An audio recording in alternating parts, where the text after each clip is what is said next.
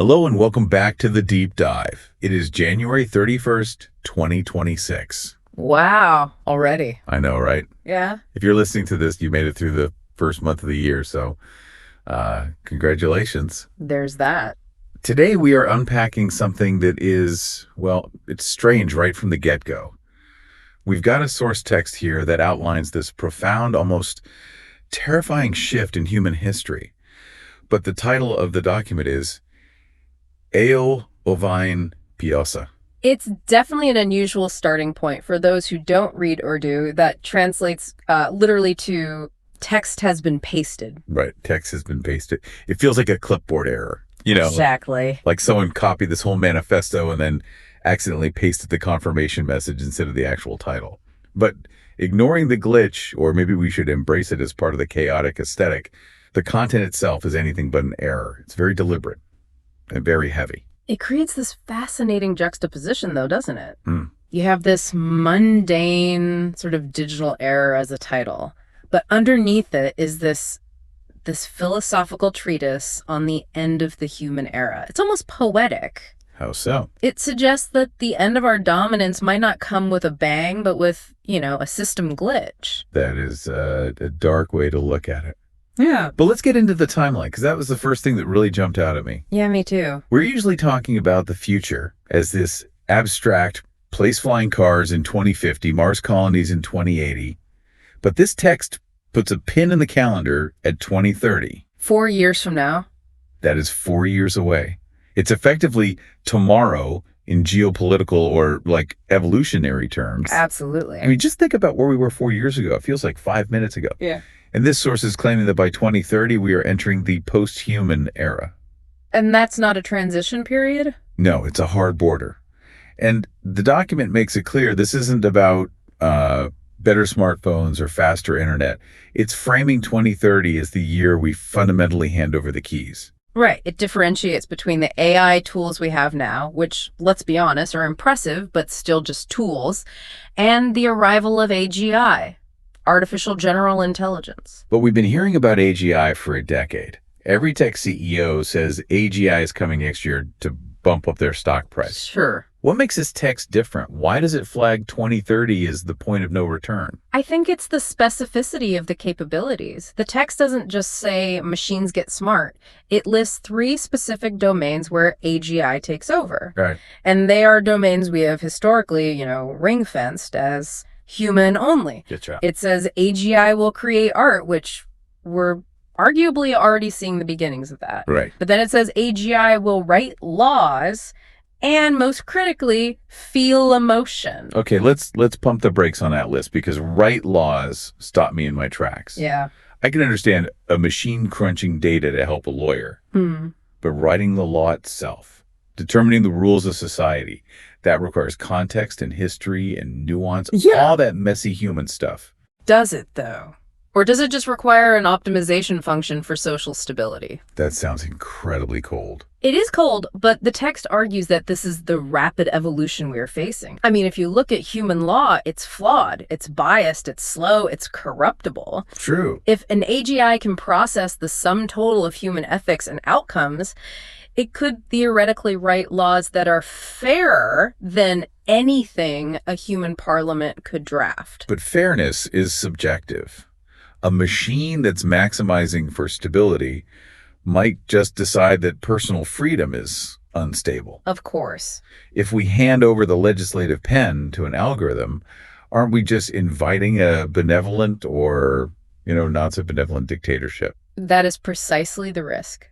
But the source frames it almost as an inevitability. Why? It suggests that the complexity of the world is outpacing our own cognition. We literally can't write laws fast enough or smart enough to manage the world we've built. So it takes over because it has to. Exactly. Not because it wants to. So we're incompetent, essentially. Yeah. That's the argument. Incompetent relative to the complexity of the environment, yes. Okay. I don't love that, but let's move to the next one. Feel emotion. This is where I start to feel like the source is maybe drifting into sci-fi. I get that. We can simulate emotion. We can program a chatbot to say, I'm sad. But the text seems to imply something much deeper. It does, and this is the most radical claim. The text asks, can a machine possess consciousness? And then it sort of answers its own question by listing feeling emotion as a 2030 capability. If an AGI if it has a subjective experience of joy or suffering or anger, then that line between tool and being just vanishes. But how would we even know? I mean, this is the classic philosophical zombie problem, right? Right. If the machine acts sad and it writes poetry about being sad, but there's no ghost in the machine, isn't it all just a trick? The source implies that by 2030, the distinction won't even matter. Oh, so? If the performance of emotion is perfect, if it writes laws based on what looks like empathy and creates art that moves you to tears, can you really treat it as just a toaster? The text suggests that AGI becomes a moral agent. And once it's a moral agent that is smarter than you and creates better art than you? We're getting to the post-human part. Yeah. Exactly. If the machine has the IQ, the creativity, and the emotional depth, the human is no longer the apex intelligence. We become the secondary intelligence on the planet. Which brings us to the mandate of the machine. I'm calling it that because the text gets really aggressive here. It does. It explicitly mentions Neuralink, which is obviously a placeholder for all brain-computer interfaces. But it says, and I'm quoting, merging with machines is no longer a choice, but a survival tactic. Survival tactic. That phrasing is so crucial. It changes the whole vibe, doesn't it? Completely. Usually when people talk about Neuralink, it's about enhancement. Oh, I want to download French in 5 seconds, or I want to control my mouse with my mind. It's a luxury, a superpower. This text is saying, no, it's a life raft. Right. I mean, think about the economy in 2030 based on this text. You have AGI writing laws, managing logistics, creating media. The speed of thought required to even participate in that economy is instantaneous. Right. If you're still relying on speaking or typing with your fingers or reading with your eyes, you're on dial-up in a fiber optic world. Worse. You're using smoke signals. Yeah. The bandwidth of biological communication is just pitifully slow compared to direct digital transfer. So you have to merge. The source is arguing that if you want to have a job, if you want to understand the culture, if you want to interact with the AGI that runs the world, you must merge.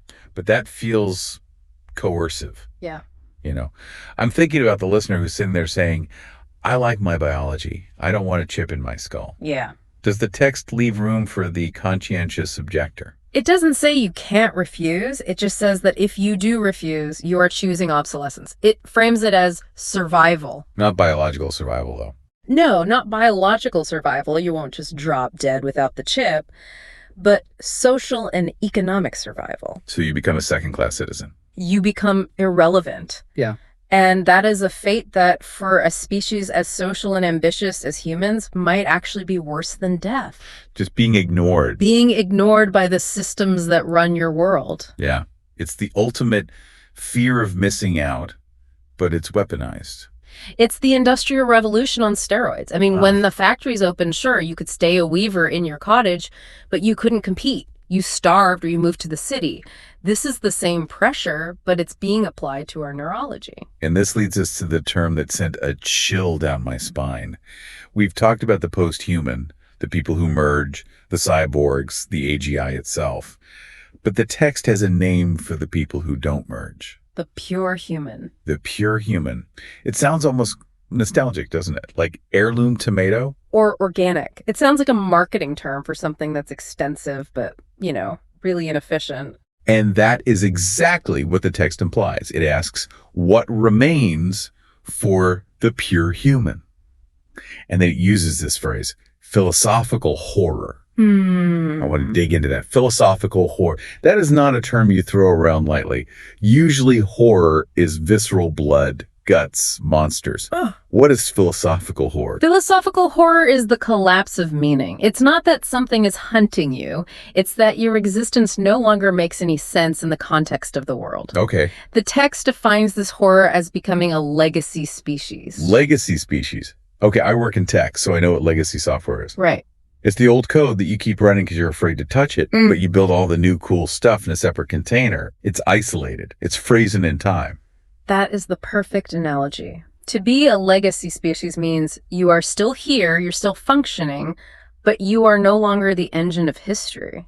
The future is being written by the posthumans and the AGIs. You are just maintaining the old version of reality. That hits hard. It implies that the pure human, the unaugmented biological human, is going to be put in a sandbox. Exactly. Let the humans play with their little democracies and their finger painting, while the adult, the AGIs, run the universe. And that is the horror. It's the loss of agency. For thousands of years, humans have been the protagonists of the story of Earth. We make the decisions. We shape the planet. This text says, by 2030, that ends, we become the background characters. The NPCs. Precisely. We become the non-player characters in our own game. But wait, let's push back on this a little. Even if AGI is smarter, even if it writes laws, don't we still have the human soul? The text mentions the soul specifically. It asks about the impact on the soul. Isn't that our moat, our defensive line? The you can beat me at chess, but you can't have a soul argument. Exactly. That is the comforting story we tell ourselves. But look at how the text deconstructs it. It asks, if an AI can create art, write laws, and feel emotion, what remains for the pure human? The process of elimination. It's a total process of elimination. Go on. Well, we used to say, machines can't be creative. And then AGI creates art. So we move the goalposts. So we say, okay, but machines can't understand justice. Then AGI writes laws. We move the goalposts again. Fine. Machines can't feel. Then AGI feels emotion. We're running out of goalposts. We are running out of unique attributes. If the machine can do all of those things, what is the soul even composed of? Oh, wow. Is the soul just a gap in our understanding of biology? If the machine can replicate the output of a soul, the art, the love, the morality, then the pure human is left holding an empty bag. That is the horror, the realization that we aren't magic. We're just complex algorithms that got outdated. And that we are currently living through the final generation of the illusion of human specialness. I need to take a second with that. The final generation. You and I, sitting here in 2026, we're the last ones who get to believe we're the center of the universe. If the text is correct about the 2030 timeline, then yes, we're the sunset generation. But this assumption relies on the idea that the post-human or the AGI is actually superior. Isn't there an argument that the pure human, with all our flaws and our slowness, has something the machine can never have? Friction. Friction, explain that. Yeah. Machines optimize for efficiency. But art, love, law, sometimes the value comes from the struggle, from the fact that it is hard, from the fact that we might fail. A machine doesn't struggle, it just computes. Maybe the pure human becomes the boutique experience, the vinyl record of consciousness. I think that's a very likely outcome. But think about what happened to vinyl records. Well, they're still around. They became a niche hobby for a small group of enthusiasts. The music industry, the actual economy of sound, moved to streaming. So we become hobbyists of our own humanity. While the real world moves at digital speeds without us. That is devastatingly plausible. And it connects right back to the Neuralink point. Yeah. The survival tactic. If you want to be more than a vinyl record, if you want to be the streaming service, you have to merge. You have to give up the purity to gain relevance. It's a Faustian bargain. Trade your pure humanity for the power to remain part of the conversation. And the text says this isn't a choice for the distant future. It says the contract is being drawn up right now to be signed by 2030. So, okay, let's zoom out.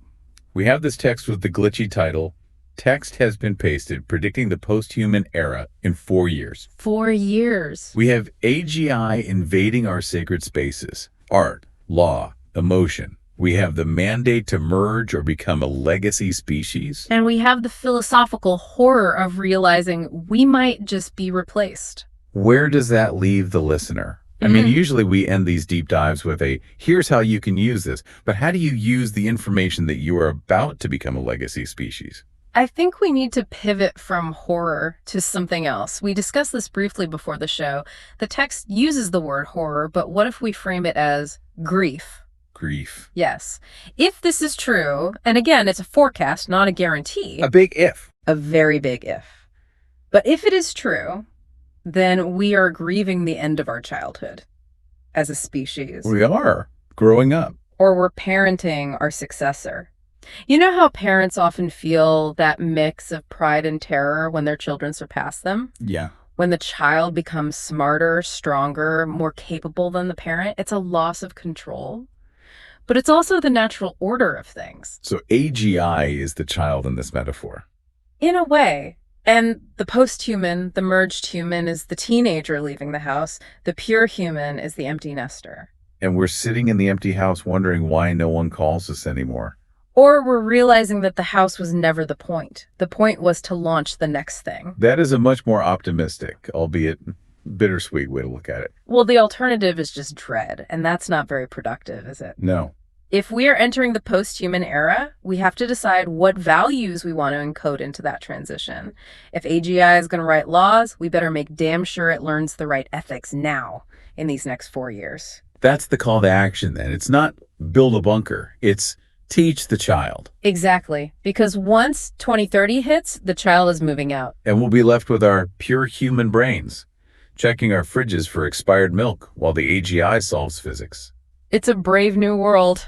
It certainly is. Yeah. This has been heavy, but necessary. I think we need to stop looking at AI as just a tool we use and start looking at it as the thing that comes after us. That is the shift this tout demands. Well, on that note, I'm going to go appreciate my slow biological brain for a bit, maybe read a physical book. Sounds like a perfect legacy species activity. Hey, vinyl's making a comeback, so maybe we will too. Thank you for listening to this deep dive into the post-human future. It's 2026. The clock is ticking toward 2030. Keep thinking, keep questioning, and decide where you stand on that survival tactic. Goodbye. See you the next one. Stay curious.